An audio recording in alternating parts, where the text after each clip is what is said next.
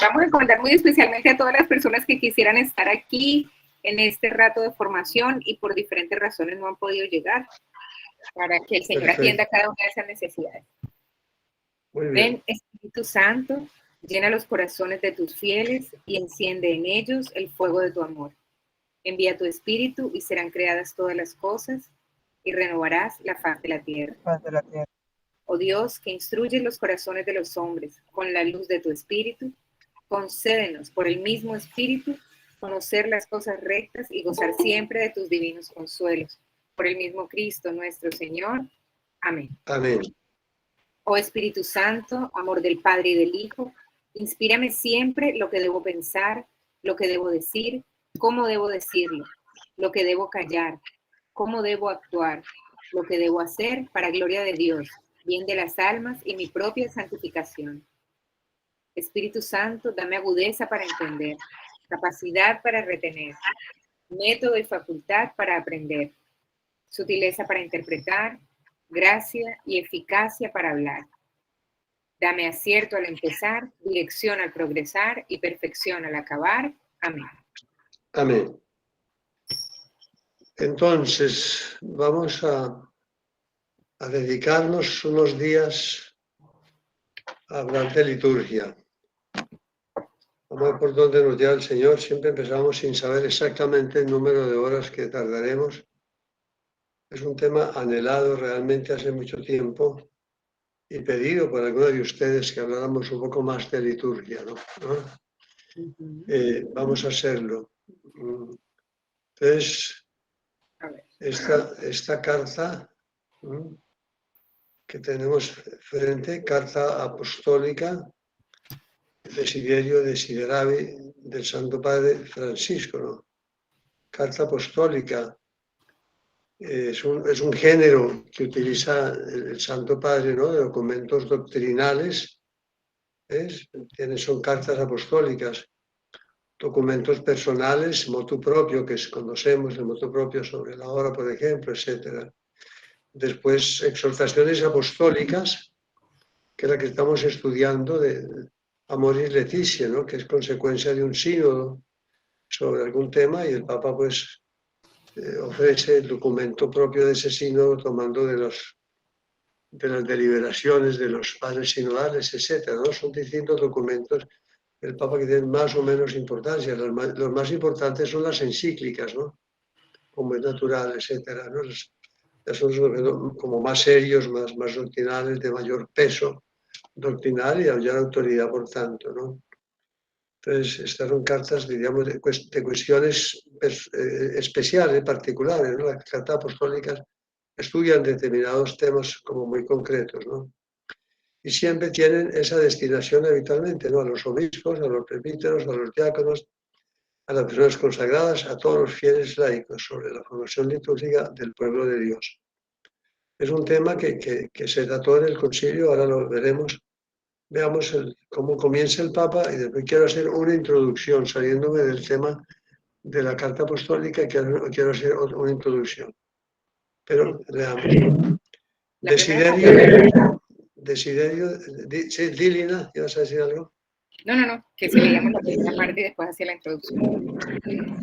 Leerlo en latín, ya que tiene que leer en latín, por favor. No, yo iba a decir, ardientemente he deseado comer esta Pascua No, con vosotros antes de partir. eso no es latín. Estás engañándonos. Desiderio. O pasha manducare bobiscum, antequam patiar. Un pequeño error. Antequam partial, no antequam, sino antequam partial. Antequam partial, antes de padecer, antes de que padezca. Lucas 22:15 es cuando Lucas empieza la narración de la última cena, ¿no? Esas palabras que empiezan San Lucas con de la última cena, ¿no? Entonces la primera parte, y yo quiero hablar un poquitico, devolverme hacia el Concilio Vaticano II. Queridos hermanos y hermanas, con esta carta deseo llegar a todos. Después de haber escrito a los obispos tras la publicación del motu propio Traditiones Custodes, para compartir con vosotros algunas reflexiones sobre la liturgia, dimensión fundamental Espera para ahí, la vida de la Iglesia. espera ahí. Tradiciones custodes. Menciona el Papa y me parece que es oportuno que les diga de qué se trata, ¿no? En este documento, un motu propio, que ya sabemos que el motu propio son textos que son muy personales del Papa y que salen de que pienso que sobre esto es bueno escribir, o lo que sea. Tradiciones custodes es un texto que resultó un poquito, pues, digamos, como a muchas personas preocupó, a muchas personas inquietó, porque es un texto en el que el Papa Francisco rectifica y cambia unas decisiones del Papa Juan Pablo II y del Papa Benedicto sobre la autorización que los dos papas mencionados habían hecho a quienes querían celebrar la liturgia de la misa con lo que se llama la liturgia tridentina, la que era tradicional antes de la reforma del año 62 de Juan XXIII, pues que quedó vigente, que el Papa Benedicto dijo una cosa, pues también en nombre de Juan Pablo II, que cuando se hizo la reforma litúrgica sobre la Santa Misa del Concilio Vaticano II y la reforma después posterior, que no se prohibió esa misa, ¿no? Como se había entendido para algunos, lo que estaba vigente y que entonces podía haber una forma ordinaria, que era la forma de la reforma litúrgica del año 1962 del concilio, y una forma extraordinaria que se autorizaba a determinados grupos de personas, a determinadas parroquias, diócesis, etcétera, ¿no? O sea que el Papa Juan Pablo II y Benedicto XVI consideraron que podían convivir las dos formas.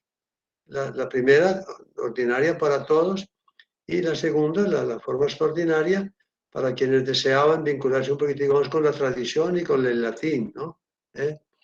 Y que era una forma de unidad de la Iglesia, de que todos tengan esa autorización, pues un poco de vivir la liturgia de la manera como el corazón le dicte, ¿no? El Papa Francisco vio que se había prestado eso, quizás a confusiones, algunas personas, etcétera.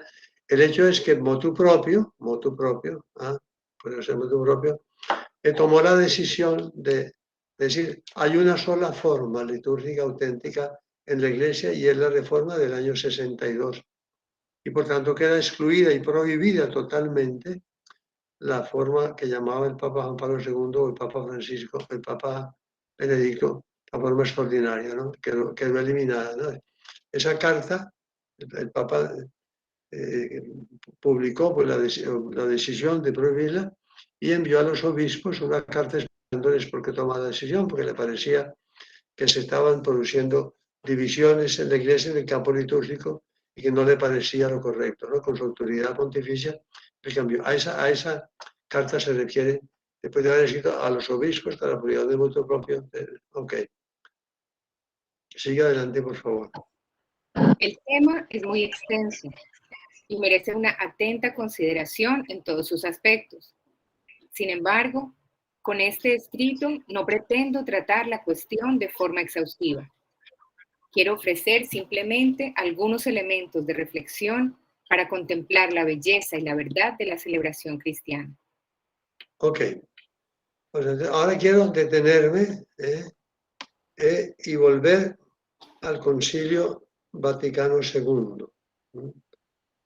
Al Concilio Vaticano II, porque da la casualidad, no es casualidad, es lo que Dios quiere, que el decreto Sacrosanctum Concilium del Concilio Vaticano II, llamado así, Sacrosanctum Concilium, está reunido el Concilio Vaticano II, sobre la liturgia, fue el primer documento con que se estrenó el Concilio Vaticano II. Ustedes se acuerdan, el Concilio Vaticano II había unos 2000 obispos que se reunieron con el Vaticano II, convocado por Juan XXIII, Juan 23 fue elegido estando muy mayor, Juan 23, más de 80 años tenía cuando lo eligieron papa. Mucha gente consideró que era un papa de transición, que más o menos no habría ninguna importancia de ese pontificado, que un papa más o menos anciano, etc. Después de Pío XII, que fue un gran papa, parecía que había que hacer cierta transición, etc. Y el Papa Juan XXIII convocó un concilio, una cosa la más audaz y grande, hacía pues muchísimos años, siglos, casi al tiempo, que no se convocaba un concilio, que revolucionó de alguna manera y ayornó, dio a la actualidad a toda la Iglesia. El Papa dijo que sean los ángeles de la guarda, le habían sugerido, le habían puesto en el oído el que convocara un concilio. Eso dijo el Papa Juan XXIII, que fue un consejo del ángel de la guarda a él. Ok, en ese concilio se propuso pues, el documento que se hizo, como ya les digo, Sacrosanto Concilio, fue aprobado por 2.147 votos favorables, 4 votos en contra y uno que fue nulo, ¿no? En 1963 y entró en vigor en 1964. Entonces, ¿qué contiene ese documento? Es que me parece importante que vamos, ¿no? Ya la preocupación de la Iglesia por la liturgia, una liturgia que realmente es la forma de vincular al cristiano, a la Iglesia, con el Padre, el Hijo y el Espíritu Santo. La liturgia es eso, ¿no? Es la forma como la Iglesia y cada uno de nosotros, porque no solo la Iglesia, sino es cada uno, personalmente cada uno de nosotros, el Papa lo dice muy bien, eso lo veremos, nos vinculamos con la Santísima Trinidad, o la forma como la Santísima Trinidad, Padre, Hijo y Espíritu, se relaciona con nosotros. Esa es la liturgia. La liturgia tiene un carácter absolutamente sagrado, ¿no? Digamos, es lo más sublime, de alguna manera, que la Iglesia tiene para ofrecernos, ¿no? Tiene una importancia trascendental. A veces uno no le da mucha importancia, de hecho lo que queremos es destacar toda la importancia que tiene y empaparnos realmente de cómo podemos participar en la liturgia. Entonces, el documento consta de 4 capítulos, una introducción, ¿no?, en la cual se valora el primado indiscutible de la liturgia y de la función de la liturgia, ¿no? Guiar al pueblo de Dios en su peregrinar por la tierra. Diríamos eso, dicen, son 4 números que incluyen la introducción, ¿no?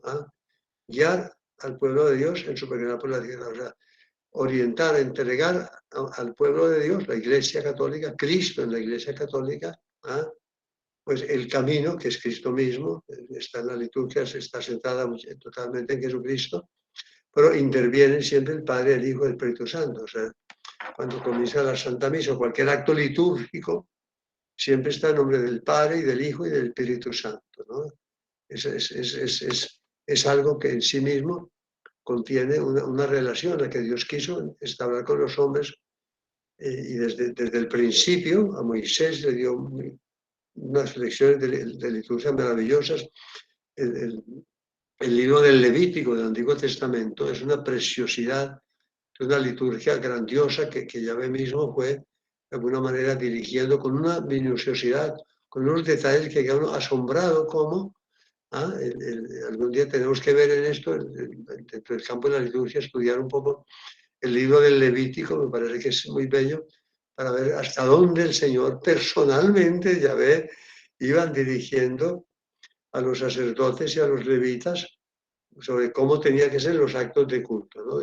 Y cómo se bendecían incluso a las personas que hacían los instrumentos o los ornamentos sacerdotales, bendiciones especiales para esa persona. O sea que la liturgia está desde el comienzo de la relación de Dios con el hombre, desde el comienzo del pueblo de Israel, está ocupando un lugar trascendental. Los actos litúrgicos para el pueblo hebreo eran de una grandiosidad maravillosa, ¿no? Aunque eran tiendas de campaña, etcétera, el arca estaba pues en tiendas de campaña. Muy bien. El capítulo primero de ese Sacrosanto Concilio del Vaticano II habla de la naturaleza e importancia de la liturgia, ¿no? O sea, dice, la liturgia actualiza, realiza la redención de Cristo aquí y ahora. O sea, actualiza la redención de Cristo, realiza la redención de Cristo. Esto es muy serio, ¿no? Estas cosas hay que, como que cada palabra, detenerse a captarla, ¿no? O sea, que en la liturgia, en cada liturgia, la misa es el momento eximio de la liturgia. Están todos los sacramentos, son acciones litúrgicas, como es natural, y el culto a la Eucaristía, pues son acciones litúrgicas, ¿no? Pues entonces en la liturgia se actualiza y se realiza la redención de Cristo aquí y ahora, ¿no? En la misa de forma suprema, donde se vive totalmente a través de la liturgia la pasión y muerte de nuestro Señor Jesucristo, ¿no? Entonces, no es un recuerdo, no es una cosa, no es un rito sagrado que la Iglesia se ha inventado de alguna manera, no, es la actualización, la realización práctica, sagrada, ¿no? De la redención de Cristo, ¿no? Y por eso dice el concilio, es la meta a la que tiende la acción de la Iglesia y la fuente de donde le viene su fuerza y vitalidad. De la liturgia le viene a la Iglesia su fuerza y su vitalidad. Importante, o sea, por eso es tan penoso cuando simplemente uno asiste a la Santa Misa como espectador, o cualquier acto sagrado como espectador, ¿no? O sea, es importante. Hay una gran diferencia, ¿no? En estar metido en el campo, en la liturgia, en cada ceremonia. Yo recuerdo alguna vez, yo casi no bautizo personas, pues es cuestión del párroco, alguna vez me tocó dar un bautismo. Yo les expliqué al principio de la ceremonia del bautismo, pues que en el momento en que era bautizado el niño o la niña, que se llamaba el Espíritu Santo descendía a la fuente bautismal y entraba en ese niño, ¿no? Y mencioné un poco, lo dijo así, deberíamos ponernos de rodillas en ese momento, ¿no? Y me conmovió mucho cuando estaba bautizando esa criatura, que varias personas se arrodillaron, o sea, habían escuchado la insinuación que yo hice, que con verdad lo sentía, ¿no? Y me conmovió eso, y eso es participar en la liturgia. ¿Ah? Lo que hacen estas personas, ponerse de rodillas porque el Espíritu Santo está descendiendo, ¿no? Que es lo que vamos a intentar. La palabra participar, eso lo hablaremos también, a veces se interpreta mucho, muy frívolamente en la Santa Misa. No participen, no levántense, siéntense, canten, no. Eso no es participar en la misa. ¿Ah? Eso tiene que ver, participar en la misa es vivir el sacrificio de Cristo, la pasión del Señor en el corazón y en el alma, ¿no? Vivir en oración intensa, profunda, que cansa, que agota, ¿no? Que cansa y que agota. O sea, la misa, si no nos cansa la misa un poquito, no estamos participando de alguna manera. Pero bueno, no me adelanto a todo, pero pues es eso, la liturgia. Eh, también en ese capítulo primero de la naturaleza de la liturgia, también dice algo que es muy importante, ¿no? Que la liturgia no agota toda la acción de la Iglesia, ni toda la vida espiritual. Siendo tan importante la liturgia, también la oración particular, la mortificación personal, los ejercicios piadosos, el rosario, el Via Crucis, las devociones piadosas, de alguna manera también hacen parte, ¿no? De la liturgia. O sea, hay una liturgia como más personal, la que cada uno, y por tanto esas oraciones y esas devociones tienen una vinculación con la liturgia también. De alguna manera está allí María, está allí el Padre, ahí está el Hijo, el Espíritu Santo, etcétera, ¿no? Que no solamente participando en la liturgia sagrada, directa, sino también en la oración particular. También hay un vínculo, claro. ¿Eh? Muy bien.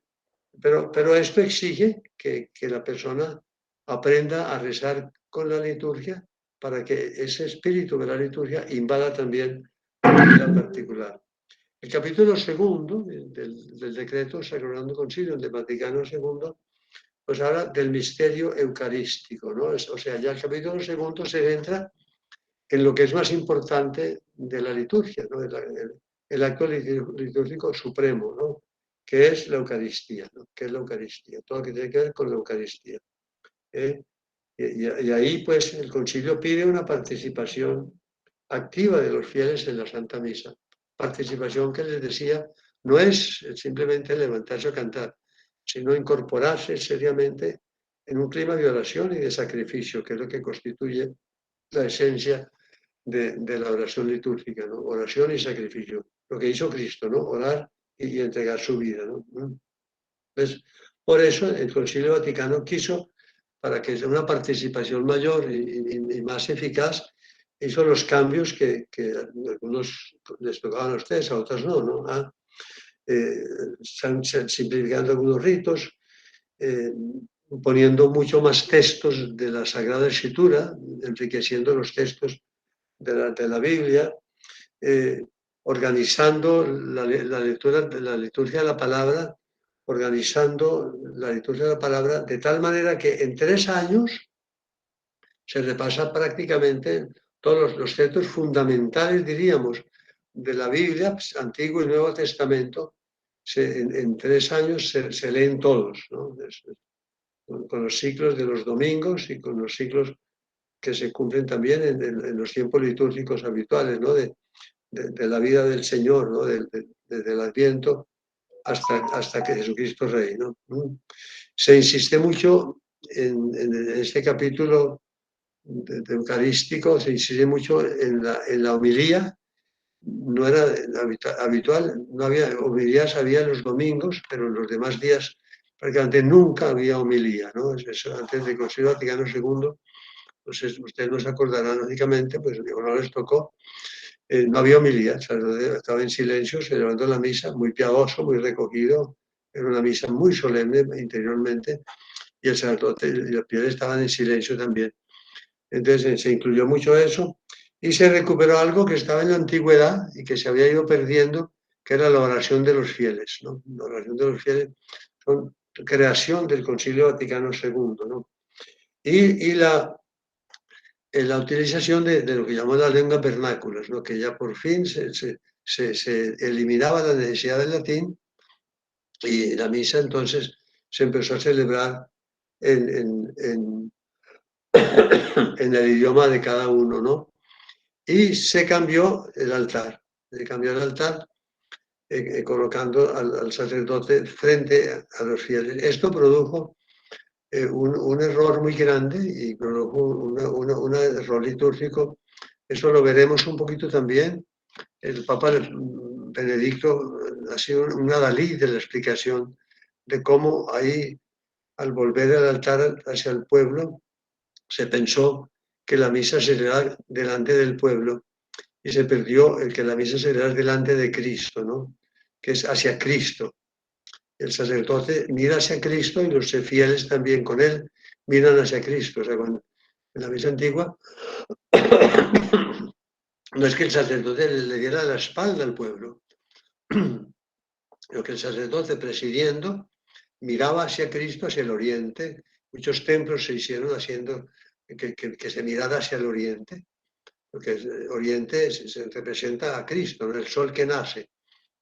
Entonces, al volver al pueblo, muchos sacerdotes equivocadamente pensaron que la misa es delante del pueblo y quitar todo lo que esté delante para que haya un contacto más directo entre el pueblo y el sacerdote. Y se perdió que todos se miran entre sí, o sea, el pueblo mirando al sacerdote y el sacerdote mirando al pueblo y nadie mira a Cristo, ¿no? En ese sentido litúrgico. El Papa Benedicto ha sufrido mucho con eso y ha insistido mucho en que si se conserva esto, hay que conservarlo ya porque está establecido, que por lo menos en todos los altares haya siempre un crucifijo para que los fieles miren el crucifijo y el sacerdote mire el crucifijo. Oriente es el crucifijo, ¿no? Eso es lo que el Papa Benedicto ha explicado muchísimo, que es un error muy grande quitar el crucifijo de delante del altar para que los fieles y el sacerdote miren hacia Cristo. Todo esto, bien, menciono. Capítulo 3 habla ya de otros sacramentos y sacramentales, ¿no? O sea, los 7 sacramentos y los sacramentales, que son también fuentes de gracias no santificantes, sino gracias actuales para cantar, el agua bendita y todos estos, la bendición de todos los objetos, de las casas, de los carros, etcétera, de las personas, de la mujer que va a dar la luz, etcétera, ¿no? El capítulo 3 la liturgia sacramental y la liturgia. Y el capítulo cuarto habla del oficio divino, ¿no? De la liturgia de las horas para los sacerdotes, ¿no?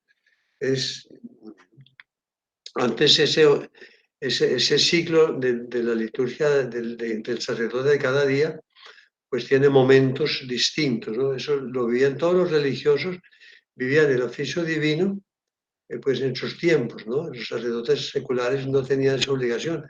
Entonces, el concilio dijo, por favor, si es posible que el sacerdote también, pero aunque sea secular, con trabajos, actividades, que celebre en los momentos previstos, ¿no? La liturgia de las horas, que para los religiosos es al amanecer, ¿no? Queda un poco a disposición del sacerdote. ¿A horas? Laudes, que es por la mañana, el oficio de laudes, hora intermedia, que son 3 horas intermedias, que es la hora prima, la hora tercia y la hora sexta, ¿no? Por la mañana la hora prima, la hora tercia, como hasta las 3, 4 de la tarde, la hora sexta enseguida y vísperas después ya al caer de la tarde, ¿no? Y completas, que es al final. O sea, un poco la idea de que el sacerdote ocupe que esté todo el día, a lo largo del día, esté ofreciendo en nombre de todo el pueblo de Dios esas oraciones al Señor, que son salmos y salmos y salmos, ¿no? Claramente, ¿no? El capítulo quinto habla del año litúrgico, ¿no? Es muy bonito el año litúrgico, porque ¿qué es lo que pretende el año litúrgico? Es vincular al fiel cristiano y a la iglesia, pues entera, con toda la vida de Cristo. Por eso empieza con el Adviento, con el nacimiento del Señor, el tiempo de Natividad, el tiempo de Epifanía, el tiempo de Cuaresma, el tiempo de Pascua, el tiempo de Pentecostés, ¿no? Y termina con la fiesta de Cristo Rey. O sea, es el recorrido anual, ¿eh? A través de la liturgia de la vida de Cristo, la identificación con Cristo lo más plena posible, todo a través de la liturgia. Es muy bonito ese ciclo permanente que estamos siempre viviendo en nuestro tiempo, personalmente, el tiempo de Jesucristo, ¿no? Termina hablando de la música sagrada, insiste mucho en que la música no sirva solo como de decoración, ¿no? Engalanar de alguna manera las celebraciones eucarísticas, sino que sea cantos que nazcan del corazón, o sea, que sea rezar cantando, ¿no? Rezar cantando o rezar con la música, que sí, ampliemos el horizonte a música sagrada, no siempre el canto de la polifonía clásica del gregoriano, porque se amplía un poquitico, a una medida, pero que no se pierda el sentido de que no es simplemente para hacer más divertida la misa, ¿no? Para ser más entretenida la misa, que a veces se puede caer en ese error. Pero es muy importante la música, que incluya esos. Concilio Vaticano II fomentó mucho pues, la música. Y finalmente, el capítulo séptimo habla del arte y los objetos sagrados, las imágenes, todo de alguna manera. Ahí hubo una especie de deformación terrible, pues se habló mucho de la centralidad de Jesucristo y que todos los lugares sagrados tuvieran a Cristo como centro, el cristocentrismo, digamos, litúrgico, etcétera. Y muchos entendieron en ese momento, por algunas frases que en cierto sentido como de complacencias de los protestantes, y en muchos templos e iglesias se sacaron todas las imágenes, eliminaron las imágenes del templo. Eso nunca lo dijo el Concilio Vaticano II, pero en algunos sitios hubo verdaderas tragedias de imágenes llenas de arte, maravillas, pinturas y también estatuas de santos, etcétera, que fueron arrumadas por ahí, perdidas y echadas a un lado, ¿no? Okay. Pero el arte sagrado es muy bonito porque el templo es la imagen de la iglesia, el templo es sagrado porque es la imagen de Cristo, el templo también, y por tanto, bien. Y termina diciendo que la liturgia es una teofanía. ¿Qué es una teofanía? Teofanía es una manifestación de Dios. Teofanía es, por ejemplo, la transfiguración del Señor, es una teofanía, la manifestación del Señor. Y también cuando está con aparece el bautismo del Señor, que aparece el Espíritu Santo en forma de paloma, la voz del Padre, y aquí está mi hijo, aquí me he complacido, teofanías, es eso, ¿no? Pues dice el concilio que la liturgia es una teofonía, ¿no? Que Dios en la liturgia se manifiesta continuamente, se hace presente trayéndonos la salvación, y con la salvación la alegría de la liberación, el gozo del camino y la esperanza de la meta, que es el cielo. Ok, entonces, bien. Entonces, termina diciendo, dice, no se está en la liturgia, sino que celebramos la liturgia y participamos de y en la liturgia. O sea, no es para estar allí. Hay una palabra que San Juan utiliza hablando de la Virgen al pie de la cruz. Estaba justa crucem Jesús María. Estaba María junto a la cruz de Jesús, su hijo, ¿no? La palabra que utiliza en el original griego y la traducción en el castellano, estaba, significa estar presente de alguna manera, ¿eh? Estar presente y activa. No es simplemente estar, no era allí, sino estaba allí. O sea que en María hay una participación profunda en la pasión del Señor. Es un estar asintiendo el dolor y acogiendo el dolor profundamente y participando de la pasión y muerte de nuestro Señor Jesucristo, ¿no? Es muy bonito recordar ese estar de María frente a la cruz para entender lo que es estar en la liturgia, ¿no? Es un estar presente, digamos, como materialmente presente, ¿no? ¿Ah? Sino es una participación interior, una experiencia interior. Por eso les decía antes que participar en la misa es terminar cansados, es terminar, en cierto modo, rendidos del esfuerzo que estamos poniendo de estar viviendo con Cristo en su pasión y su muerte, ¿no? No se trata de mirar la ceremonia, de mirar lo que les dije a estas familias cuando estábamos allí en el bautismo, ¿no? De estar mirando. La gente mira y el fotógrafo toma fotografías en el momento de que le cayó algo, no le cayó agua al niño en la cabeza, etcétera. O sea, están mirando, ¿no? Eso no es participar en la liturgia, es estar curioseando un acto litúrgico, ¿no? Por eso esas personas que se arrodillaron, pues entendieron, dice, que vamos a participar realmente y daron cuenta que el Espíritu Santo viene, ¿no? Y eso dice el concilio, ¿no? Que entendamos los signos sacramentales y los ritos, que amemos la palabra de Dios, que caigamos en la cuenta cuando estamos oyendo la lectura de los textos del Antiguo y del Nuevo Testamento y el Evangelio, que nos está hablando Dios, ¿no? O sea, que en el momento caigamos en la cuenta, es Dios quien nos está hablando, no cómo está leyendo este, o si lee bien, o si lee mal, o si le entiendo o no le entiendo. Por eso la proclamación de la palabra es tan importante, que la persona que proclame, ¿no? Que no siempre lea el texto, sino que proclame la palabra, pues ayude con sus expresiones, con sus pausas, etcétera, a que realmente escuchemos la palabra de Dios, escuchemos a Dios, ¿no? O sea, dice el concilio, que amemos la palabra de Dios, que despertemos la capacidad de admirarnos y de sobrecogernos ante el misterio divino que se celebra en cada acto litúrgico. Ok, hasta aquí pues como ese resumen que quise tener de lo que dice el Concilio Vaticano II sobre la liturgia. Me parece que queda útil y oportuno para introducirnos entonces ya en el texto del Papa Francisco. Pero aquí hay una cosita que aparece, una manito muy simpática, ¿eh? Es la mano izquierda, me parece, curiosamente, me va que es la mano izquierda, como uno mira la mano izquierda, abierta la palma, para que ustedes la usen esa cosita y pidan la palabra, por favor. Acuérdense de utilizarla. Quiero, en esta introducción que acabo de hacer, antes del texto, si alguno quiere comentar algo.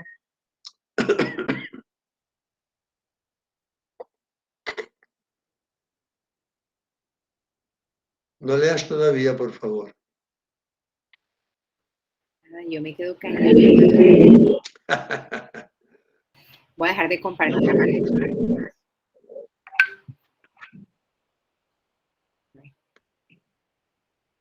Casi vamos a participar en la liturgia, participemos en los textos. Dediquemos de verdad, no es acto litúrgico lo que estamos haciendo, pero sí es una experiencia que quisiera que en realidad vibráramos un poquito y tuviéramos algo que decir. Rosana Padre, parece que una quiere decir. pregunta. Con las misas tridentinas también quitaron las misas en latín, ¿verdad? No. O solamente el sacerdote El del rito palio. litúrgico. No, el latín no, porque el latín es el idioma oficial de la Iglesia. Ese permanece y cualquier persona, y con cualquier iglesia, cualquier párroco, cualquiera puede rezar misa en latín sin pedirle permiso a nadie, es perfectamente lícito y perfectamente correcto y bueno. ¿Ah? Se aconseja, donde se celebra en latín, que se rote, que no se celebre solo en latín. En los centros de la obra, habitualmente conservábamos en latín casi que habitualmente, pero últimamente, hace ya un tiempecito largo, estamos rotando algunos días en latín, otros días en castellano. Pero el latín no se ha eliminado, el latín es perfectamente correcto, es perfectamente válido. Todos los textos están en latín, el latín oficial de la Iglesia, la Vulgata, etcétera. O sea que existen libros en latín para cuando el que quiera rezar misa en latín la pueda hacer.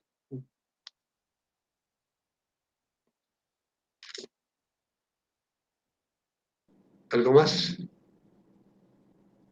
Si no, ahorita que estuve en Roma, en la Casa de la Obra, sí me tocó en italiano las misas y no en latín, entonces por eso pensé que las habían quitado. Sí, no. Está totalmente vigente. Bueno, entonces le damos, Lina. Ok, listo. Gracias. Okay, compartamos nuevamente. Estas mujeres están reunidas. Ok. Bueno. La liturgia. El hoy de la historia de la salvación. Ardientemente he deseado comer esta Pascua. Perdón, o sea, ya el título ya tiene significación, ¿no? O sea, el hoy de la historia de la salvación, o sea, que hoy, mientras estamos celebrando una acción litúrgica, estamos viviendo la historia de la salvación. Eso el título ya tiene un mensaje muy importante. El Papa lo pone entre comillas como para resaltar realmente la actualidad, que en la liturgia se actualiza la pasión y muerte de Cristo, en la liturgia se actualiza la redención de la humanidad. Y eso lo reiteraremos mucho porque yo que quiero un poco es que nos hagamos una inmersión real en la liturgia, que es lo que se trata de entender, ¿no? Ok. Las palabras de Jesús con las cuales inicia el relato de la última cena son el medio por el que se nos da la asombrosa posibilidad de vislumbrar la profundidad del amor de las personas, de la Santísima Trinidad, hacia nosotros. Sí, son palabras impresionantes. Fíjense ustedes lo que significa ardientemente he deseado comer esta Pascua con vosotros antes de padecer. O sea, no simplemente he deseado, no simplemente me voy a sentar con ustedes a tomar esta Pascua, sino la he deseado con ardor. Es Cristo que habla, es Dios el que habla, y habla, diríamos, con verdadera pasión, ¿no? Ardiente. O sea, estaba loco de ganas de celebrar, una traducción, diríamos, ordinaria del latín, de este pasaje de San Lucas, el capítulo 22, sería eso, ¿no? Estoy muerto de las ganas de celebrar con ustedes esta Pascua, ¿no? Esa expresión muchas veces podemos verlo en algunas ocasiones, un deseo de verte enorme a una persona querida, etcétera, cuántas ganas tenía de verte, ¿no? Tiene un deseo de esto, lo otro, ¿ah?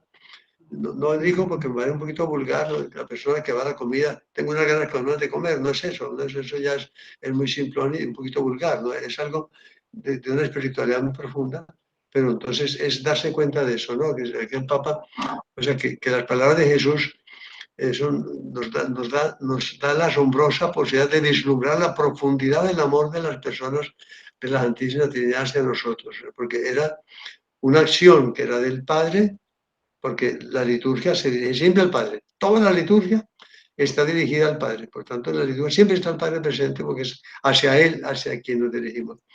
Toda la liturgia la realiza el Hijo. ¿ah?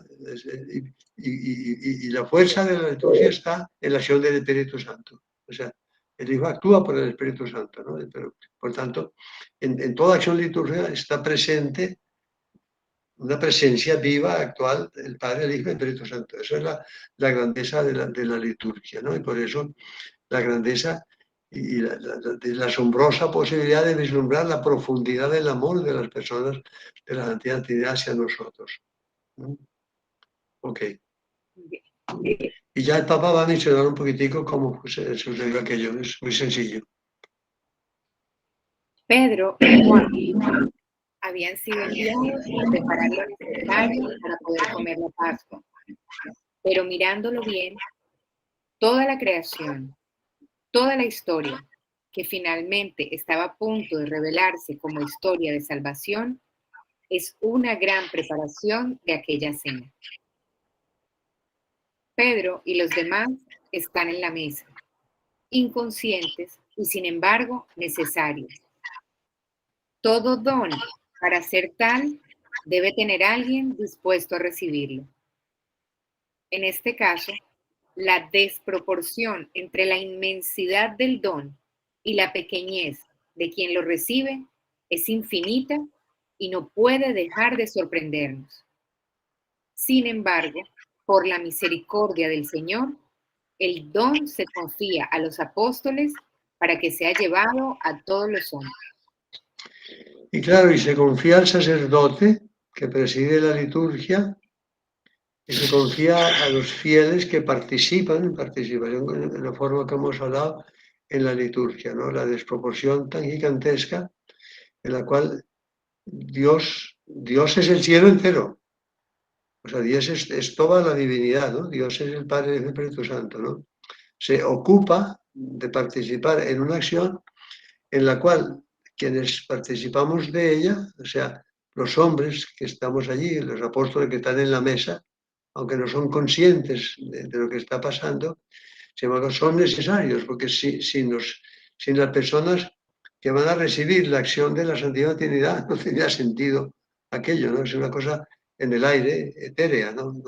Se necesita que esté presente Dios, pero Dios dice, necesito que estés presente tú.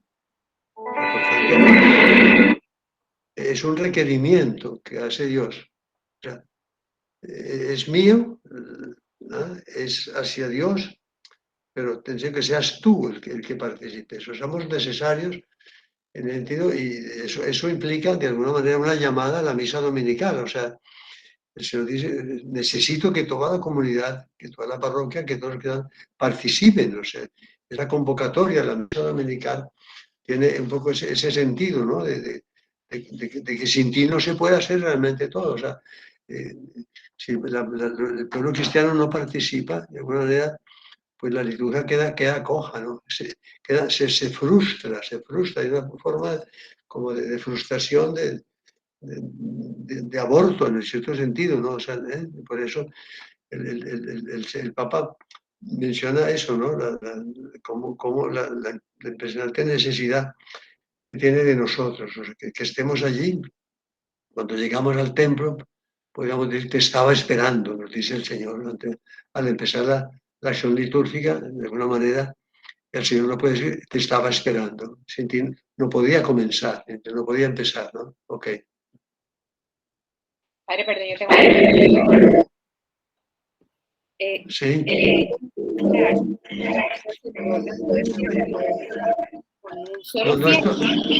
No estoy entendiendo bien. Tiene como el micro, el volumen. Entonces así. ¿Mejor ahora? A ver.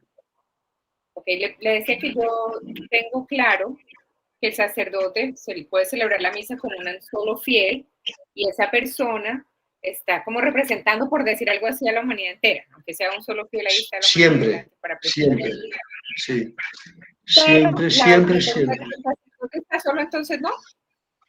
¿Ah? Si el sacerdote solo, sin nadie, ¿también? También.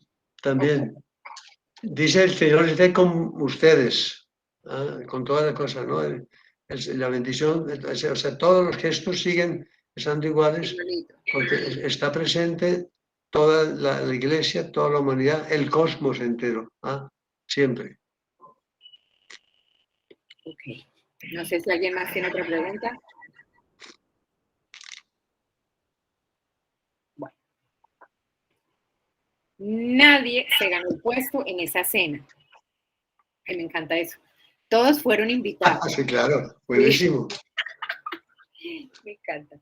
Todos fueron invitados, o mejor dicho, atraídos por el deseo ardiente que Jesús tiene de comer esa Pascua con ellos. Él sabe que es el Cordero de esa Pascua. Sabe que Él es la Pascua. Esta es la novedad absoluta de esa cena. La única y verdadera novedad de la historia que hace que esa cena sea única y por eso última, irrepetible. Sí, esto, perdona, o sea, esto implica que en la realidad de la liturgia de la misa no haya sino una sola misa, que es la que Cristo realiza, y que las demás misas no son una misa nueva. O sea, la misa no es la misa de hoy, de mañana y de pasado mañana, la misa con celebrado, la misa no sacerdote, la misa con mucha gente, no. Es una sola misa en la cual participamos todos los días. O sea, no se están multiplicando las misas, ¿no? Se está participando en la única misa en la que hizo Cristo es en nuestro Señor.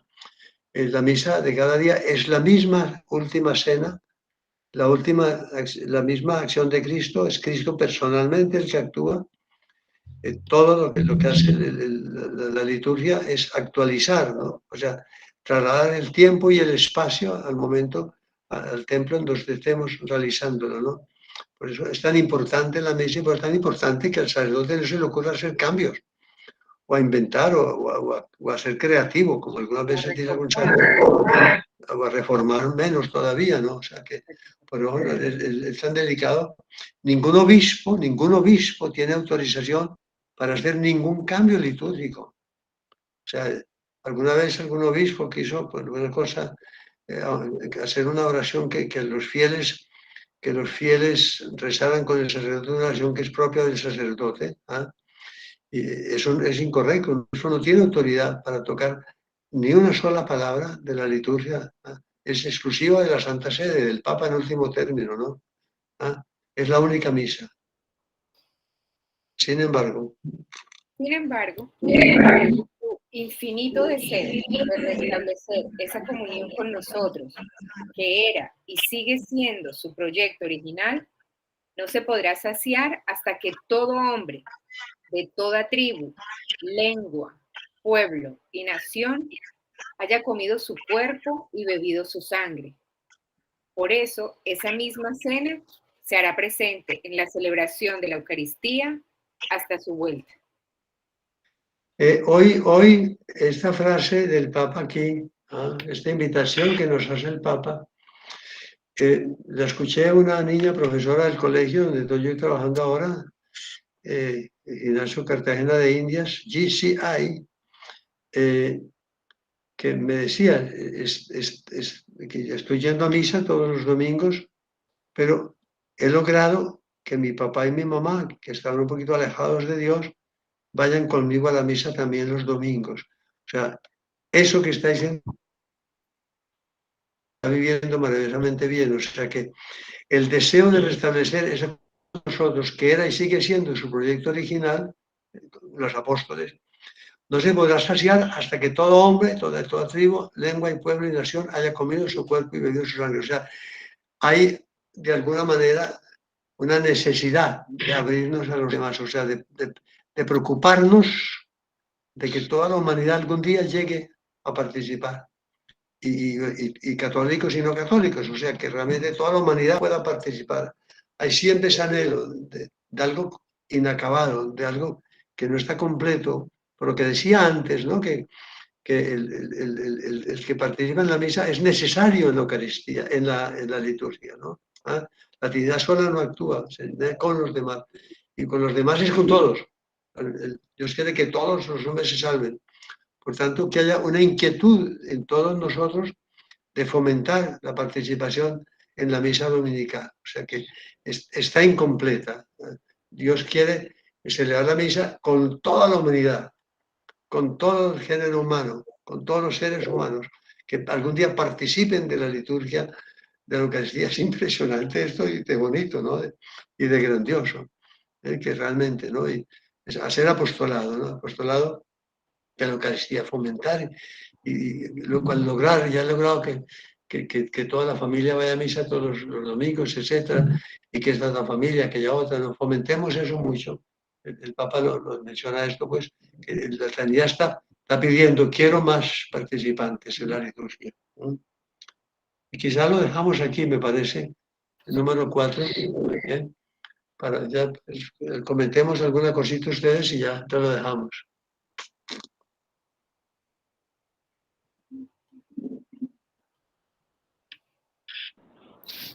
Padre, vamos a tener que llamar a los expedientes de estas señoras que no participan. Elga, no te arrepientas, te vi muy linda ahí en la pantalla. Bueno, hola padre, por fin me presento en video. Bueno. Bienvenida. Gracias. Encantado. Una pregunta, me imagino que parte de la liturgia también es cómo los fieles visten o el tipo de ropa que traen. Quería preguntar si eso entra a ser parte de la liturgia, de lo que se llama liturgia.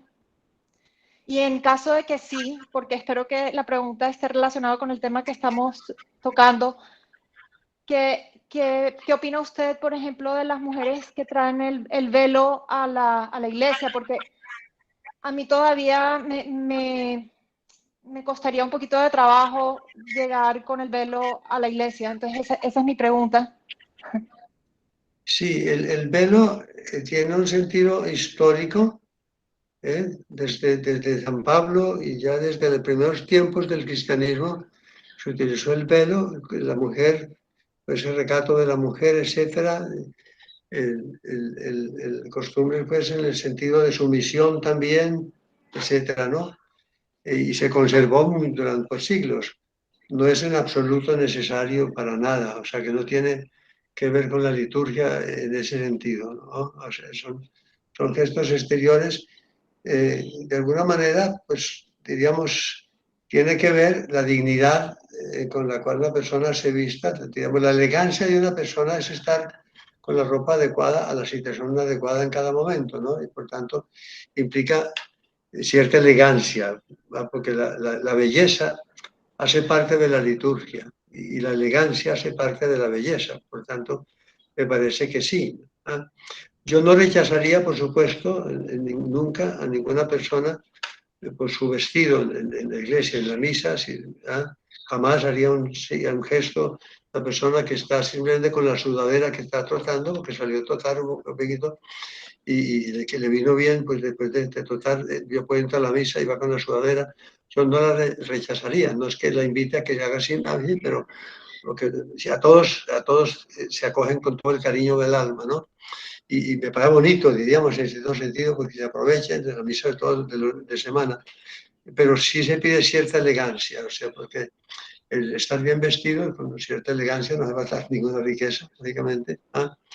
Tiene un sentido litúrgico, que es importante cuidar, pero sin que se moleste a nadie y que se tenga respeto también por cierta libertad de las personas, etcétera.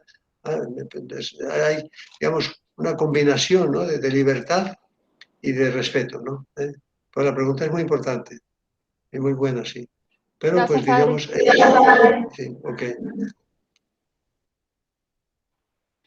Y que pesar que se haya perdido eso, padre, porque yo me acuerdo que cuando uno estaba muy vestido, muy elegante, todo el mundo le decía que si se tenía puesta la dominguera. Claro, la domingo para mí será la mejor, no importa, como dice uno, que fuera más suntuosa o no, eso dependía de la economía de cada quien, pero siempre lo mejor que había en el closet era la del domingo para ir a misa. Sí, muy bien. Así es. Y es muy bonito eso, ¿no?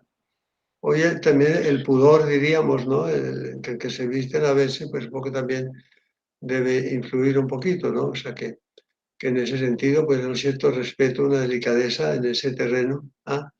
Pero sí teniendo en cuenta de que no vayamos a cometer ninguna falta de una persona porque va menos bien vestida o porque quizás no ha cuidado mucho un poquito el pudor en su vestido. Sucede más en los matrimonios, sobre todo, lamentablemente, pero tampoco le diremos nada a nadie. O sea, avergonzar a alguien o hacerla penar o corregir a una persona porque vaya menos bien vestida, eso no lo hagamos nunca, ¿no? O sea, que respetemos mucho y si hace falta desagraviar, desagraviemos, pero nunca, nunca asociar la liturgia, o la misa o los actos de culto con algo negativo, con algún regaño, ¿no? En absoluto, ¿no? Si una mamá lleva a sus niños y los niños molestan un poquitico en la misa o lo que sea, los niños pequeños, y hacen ruido, hay mucha gente que se incomoda. Me parece a mí personalmente que el sacerdote al final puede decir, Jesucristo dijo, dejad que los niños vengan a mí, porque yo soy el reino de los cielos.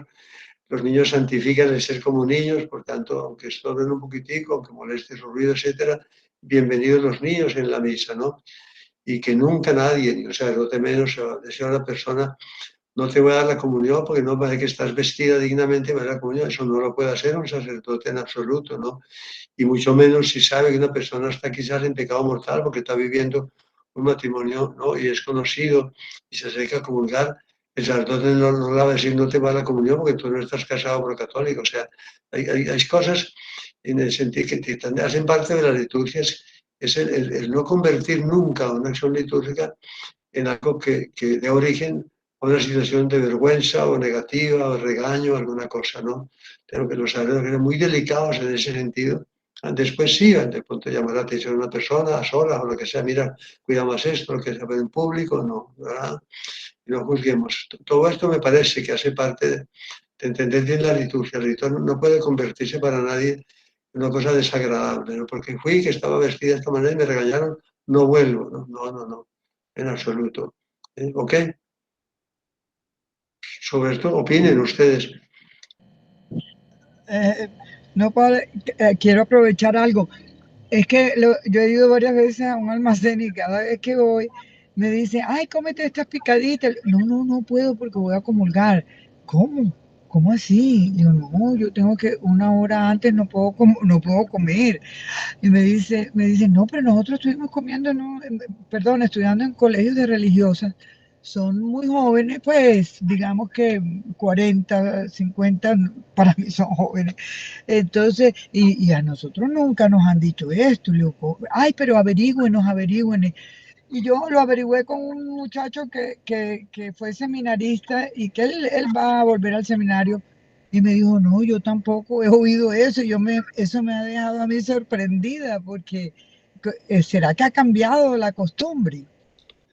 Ha cambiado la costumbre, o sea, vamos a ver, antes del Concilio Vaticano II era desde la medianoche del día no se podía comer nada, absolutamente nada, hasta la misa. Sabemos que antes del Concilio Vaticano II las misas eran todas por la mañana, no había misas vespertinas. La misa vespertina vino con la reforma del Concilio Vaticano II del año 62. Entonces, ya al venir misa vespertina, la Iglesia automáticamente cambia el respeto, porque era no vincular. Fíjense ustedes el cambio tan radical, porque las primeras misas, los primeros cristianos celebraban en banquetes, como Cristo instituyó la Eucaristía. En la cena pascual, la Iglesia, de alguna manera, entendió el banquete pascual, que además es el anticipo del banquete del reino celestial. Y por tanto se hacía un banquete y comían, y en esa comida se celebraba la Santa Misa. O sea, no había ningún ayuno eucarístico. Al contrario, ¿no? Al contrario. San Pablo, en la carta a los Corintios, dice, esto se está volviendo un desastre, porque algunos tienen mucha comida y comida elegante y que muchas cosas y comen delante de los otros pobres que no tienen nada que comer y aquí no hay caridad y aquí no hay justicia. Esto es una cosa, hay que eliminar eso, ¿no? Ya San Pablo le produce una repulsión muy grande lo que se está produciendo con que se utilice la cena o una cena para la sesión y se va eliminando entonces, como es natural, esa vinculación y fijarse en el sacrificio de la misa y no en el banquete de la misa, ¿no? Pero siempre entonces se empezó a considerar, digo, hagamos distinción, y al hacer distinción, pues no vamos a mezclar comida humana con comida sobrenatural, ¿no? Con la comida del pan eucarístico, ¿no? Y entonces se estableció con el tiempo eso que se vivió entre muchísimos siglos, de que había que guardar abstinencia desde la medianoche del día anterior. Y eso fue muy estricto, y era muy riguroso, y explicaban que nada, absolutamente nada, ¿no? O sea, como siempre se llegaba a las exageraciones y a las ridiculeces, ¿no?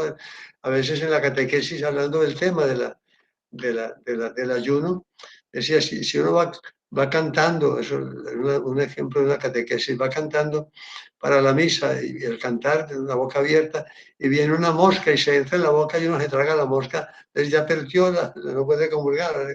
A veces la iglesia se ha llegado a cositas que son un poquito exageradas a veces en ese sentido, ¿no? Pero quiero decir que era muy rigurosa la ley de no comer nada, ¿no? Cuando se llegó a la misa, a la misa de la tarde, entonces la iglesia dijo 3 horas de abstinencia, de ayuno, para que el estómago esté preparado para comer y no se mezcle la comida humana con la comida de la Eucaristía, ¿no? Un poquito esa delicadeza, ¿no? de distinguir, que quede el estómago como libre para recibir a Jesús, ¿no?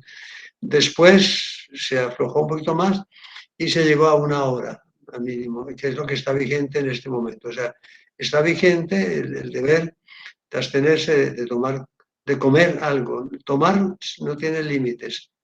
El tomar algo líquido no tiene, diríamos, no rompe el ayuno, algún líquido. La comida sólida, es lo que la Iglesia aconseja, de no comer nada antes de 1 hora de la comunión. Cuando se va a misa, por ejemplo, la hora no es antes de empezar la misa, ¿no? La hora que es la hora antes de llegar a comulgar. O sea que si la misa dura 40 minutos, pues un cuarto de hora antes de la misa no se puede comer nada. O sea que es etcétera, ¿no? No se debe comer. Ahí no hay duda, no hay como una norma clara que la Iglesia haya dado de la gravedad de la falta, ¿no? Hay personas que interpretan como falta grave otras personas dicen no es tan grave si es unos minutos más o minutos menos, o sea. Y desde luego para los enfermos basta un cuarto de hora. Para que esté enferma, no dice que enfermo grave, que esté enfermo, ¿no? Basta un cuarto de hora. Y para que esté en cama, enfermo en cama, y el sacerdote le lleve la comida a una clínica, por ejemplo, lo que sea, no hay ayuno eucarístico, se acaba de desayunar, lo que sea, y lo mismo para la persona que está acompañando al enfermo también, no le rige el ayuno eucarístico. Esto es la norma que está vigente. No sé si fui claro. Sí, muy claro. Perfecto, gracias. Algo más. Van saliendo cositas interesantes, ¿no? Me parece que es bueno todas estas cuestiones, que tengamos mucha claridad. Eso amor a la iglesia también, el conocer bien todo. Yo tengo otra duda, pero ya se ha ido el tiempo. A ver si Y es que el otro día oí en la misa de que a veces uno por la carrera no es porque uno quiera, porque ahí sí me parece que no, de pronto, pero a veces uno llega tarde a la misa y entonces le oye al sacerdote, no se puede comulgar, hay que oír la misa completa. Entonces, a mí me pareció como un poquito exagerado, porque uno con tanto sí, deseo de comulgar y no poder. no, es una pregunta muy importante. No es verdad, y lo digo con la tranquilidad, sacerdote que afirme eso está equivocado. No es verdad que el que llegue tarde a la misa no puede comulgar. ¿Qué es lo que es verdad? Es verdad que si un domingo se llega después del ofertorio, ya no oyo misa ese domingo. La misa del domingo implica la totalidad del sacrificio, desde el ofertorio hasta el final, hasta la comunión, ¿no? Por tanto, en ese sentido, pero si una persona llega antes del Evangelio o cuando está en la homilía, o sea, llegó tarde, pero vas a oír misa entera porque completa todavía, ¿no? Puede comulgar perfectamente, nadie le puede impedir. Y hay dos errores. Uno es el litúrgico, de que realmente el llegar tarde no es un óbice, no es bueno llegar tarde, o sea, se hace parte, incluso es conveniente si uno llegó ya a la homilía del sacerdote, por tanto no participó en la liturgia de la palabra, es conveniente, es oportuno, es muy aconsejado que o participe en otra misa en la liturgia de la palabra, si puede oír la misa, o que tome su misal y lea y medite los textos de la misa para que quede completa toda, ¿no? Pero no puede abstenerse de comulgar. Y no es bueno, ya lo mencioné antes, hacer correcciones públicamente, ¿no? Porque el sacerdote diga, pues no pueden comulgar los que llegaron tarde, o que le vaya a decir a una persona que está comulgando y el sacerdote se fijó que llegó tarde, no sé por qué el sacerdote está fijándose en quién llega tarde o no sé por qué fijarse en la gente, fijarse en lo que está haciendo, ¿no? Pero bueno, que le diga, no puedes comulgar, no tomes la comunión porque llegaste tarde. Eso no es bueno, eso no es correcto. Eso me parece que es un autoritarismo que no es oportuno ni conveniente. Bueno, van quedando temas para la próxima. Gracias. Ok. Muchas gracias. Recémosle a la Virgen entonces para terminar. Dios te salve María, llena eres de gracia, el Señor es contigo. Bendita tú eres entre todas las mujeres, bendito es el fruto de tu vientre Jesús. Santa María, Madre de Dios, ruega por la unidad de los Por nosotros pecadores, pecadores, ahora y en la hora de nuestra muerte. Amén. Gloria al Padre, gloria al Hijo, gloria al Espíritu Santo. como era en el Gloria al principio, principio, siempre, amén. Y la bendición de Dios Todopoderoso, Padre y Espíritu Santo, descienda sobre ustedes y les acompañe siempre. Amén.